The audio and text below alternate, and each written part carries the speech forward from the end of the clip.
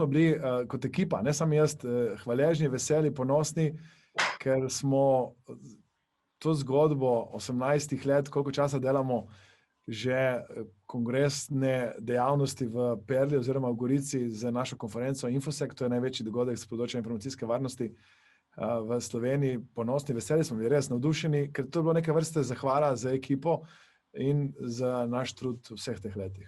Tako da hvaležni, no.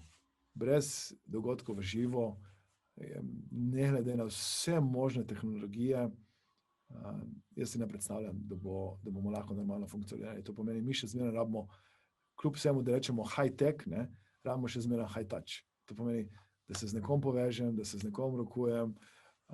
Jaz napovedujem, da bomo v prihodnje seveda veliko več bili v virtualnem svetu, kot smo bili v preteklosti, vendar bo tudi želja in potreba in povpraševanje po nekim realnem ali pa svetu v živo nastalo. Zdaj, koliko časa se bo to še odvijalo nazaj, ne vemo, ker ne vem, če se spomnite takrat, ko je bil recimo 11. september, je recimo, poznam par ljudi, ki 5 let niso šli na letalo, ker so se bali.